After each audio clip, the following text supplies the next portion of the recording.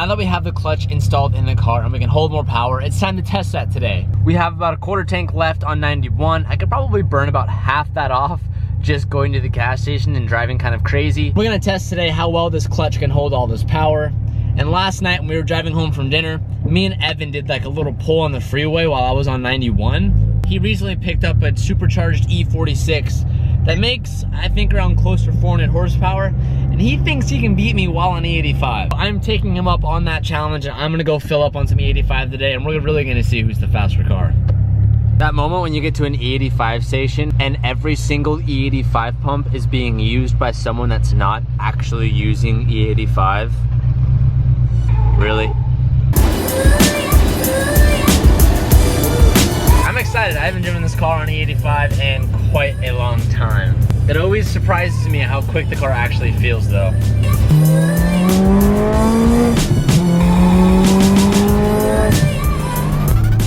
I just got this piece of paper stuck on my car.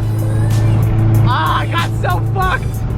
I tried to dodge it, but I missed.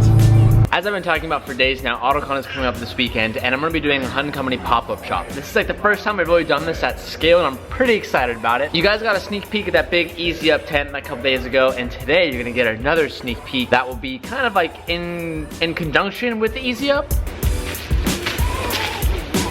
That's a lot bigger than I thought.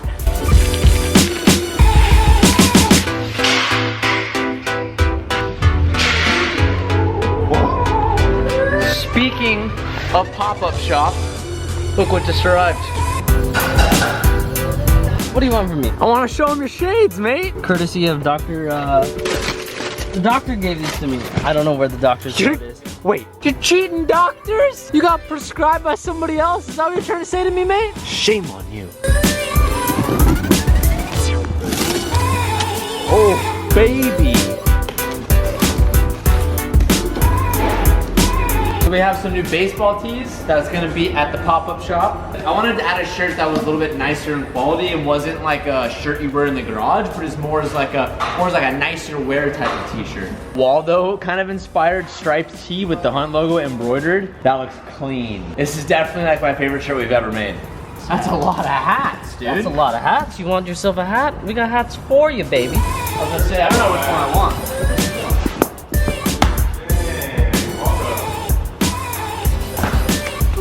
Dude, that looks clean. Feels nice. That looks real good, man. We got a scalloped bottom too, so we're not straight across. Got a little curve for the artsy boys out there. Damn! That looks so good, man. We gotta see the striped one, man. Is it my turn? It's your turn, man. Ooh, that's so soft. So this is a higher quality shirt than we've ever done before. It's tapered, it feels better. The bar just got moved higher. We got new hats. Oh, and he got the hat on. And we got the new tees. Should we show them the backdrop now? We gotta do one test. Oh, we gotta do a little picture. One test run with it. A little picture. That'd be a sick picture. We should an Instagram photo of us wearing our new shit. That's the way to do it.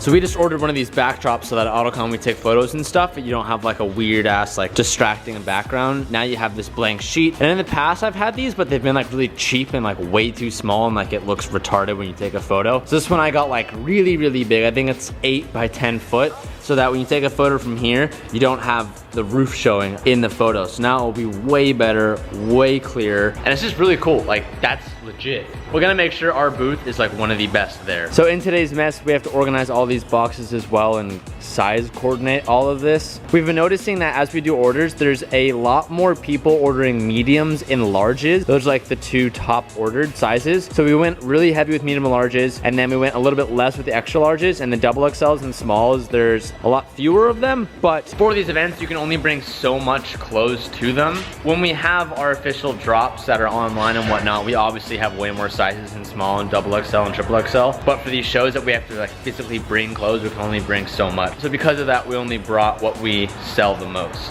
Remember a couple days ago in the PO box, we got sent out these flags again from Carson.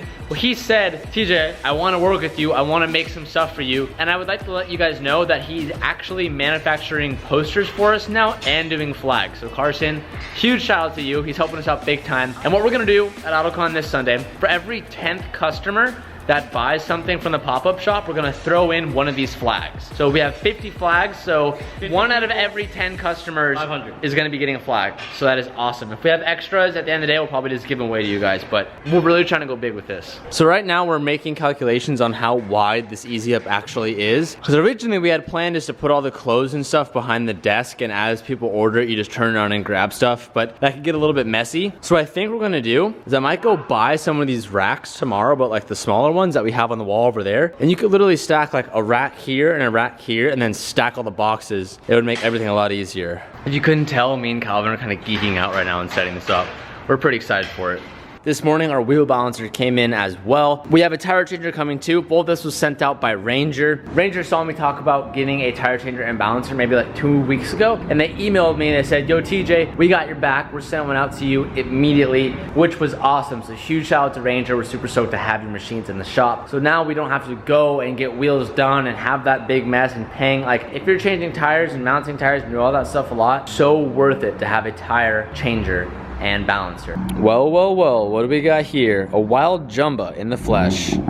Me and Evan are going over the logistics of this race. We're putting a little bet on there. We're gonna do loser buys the other person dinner. So I told Evan that we're gonna do a 40 roll. He thinks he's pretty confident with that. How much is your M3 making, the E46? Should be about 400 to the wheels. Should be. Should be. I have no idea because I literally just bought the car. On methanol, it made a little bit over 500 and they detuned it to 91. So it's pretty strong. It is running a aftermarket header and then stock exhaust, stock cats and everything. So that's the big issue. I wish I could disconnect it. Then you'd be toast. Yeah, right. All right, so I'm on like 3/4 tank of the 85. You guys already saw that. So I'm assuming if we're gonna be nitpicky here, I'm probably making around 400 too. So we're gonna do a 40 roll, and then just for the memes, we're probably gonna do a dig, but a dig's not really fair because I'm on the big Nittos and Evan's just on like normal tires. A dig isn't really fair, but the 40 roll I think will be pretty good. Who do you think's gonna win, Mick? Me or Evan? I said Evan was gonna win, I think, so really? I'm gonna stick with that, but you better whoop his ass. Really? I think so, but okay. That's me just boosting your confidence, you know what I mean? Like that doesn't boost my confidence. no, like I'm gonna show him. Nah. You got it, come on. Everyone thinks I'm gonna lose. I have faith in Miley. I have faith we'll take him. You set it up backwards because you think you know you're gonna. Yes, I'm setting the GoPro up this way because I think we're gonna walk him. So if I don't, then that's gonna be embarrassing. All right, so how long does it take to get to Mexico? Mexico's about 2 minutes away. What? Oh, that's a terrible gear for me.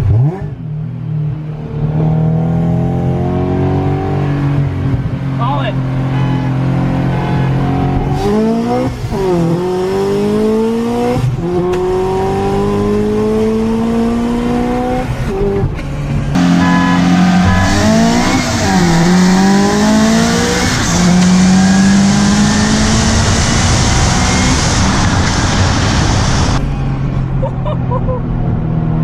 First gear does not work for me. Oh man, I can't do first gear.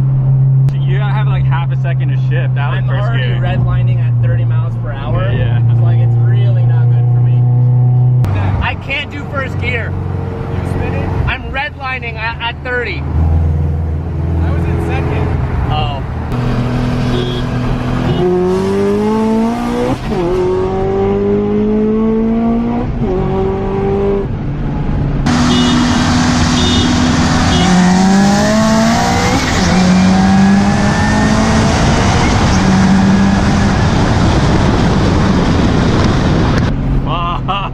That's right, boy. Bullshit! Bullshit! 40 rolls good. As I'm saying, the last race we did, I was like at a first gear and I was at the top of my first gear, and I can't really go anywhere. But my second gear, it's a really good sweet spot for me.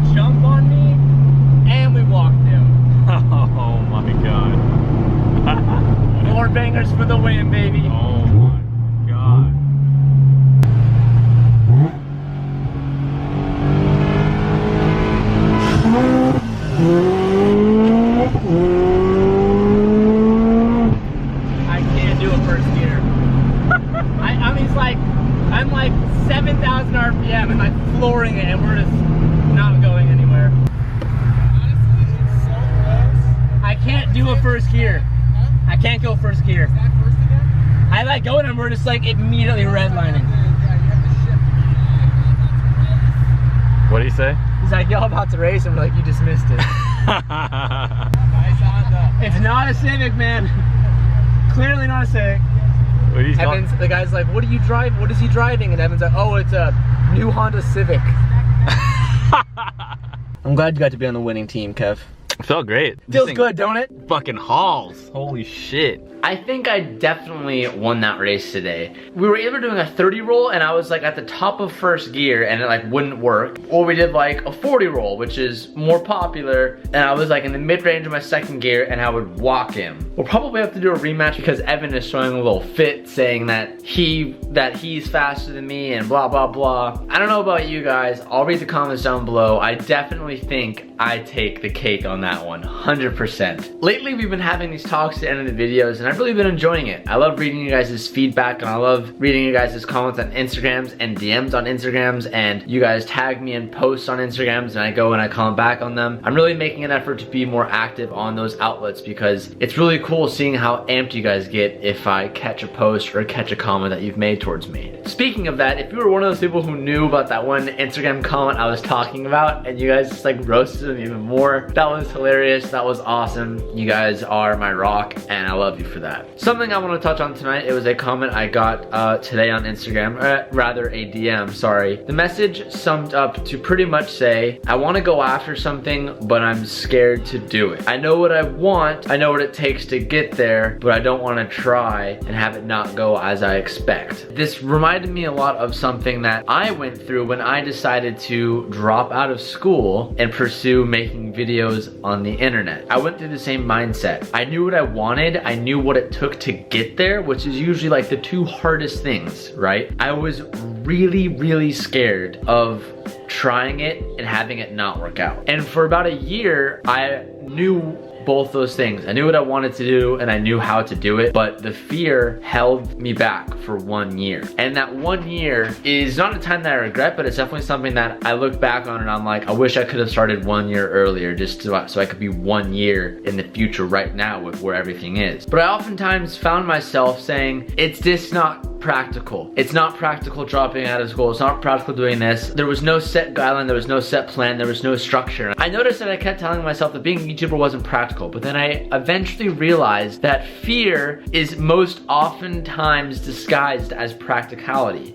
Now what I mean by that is you come up with a million reasons as to why it's going to be harder or why it's going to be more of a risk, which is all of your fears, but that should never stop you from trying to get after it. Fear isn't being scared to do something. Fear is what you will feel if you never end up doing it. That is something that I have learned in my short lifetime that has become one of the most powerful things I have ever realized. Fearing something that hasn't happened yet is the dumbest thing in the whole entire world. It's stupid. It doesn't make sense. Fearing something that has already happened is much worse. Missing your shot will haunt you forever, but deciding when to step up to the plate can happen whenever. I'm not telling you to go drop out of college. I'm not telling you to drop out of school. I'm not telling you to do anything, but what I am telling you to do, don't let the fear of failure stop you from going after what you want to do.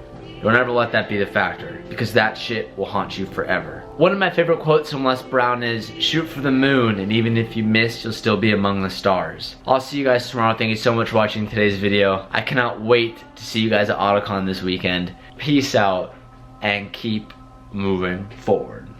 And I'm feeling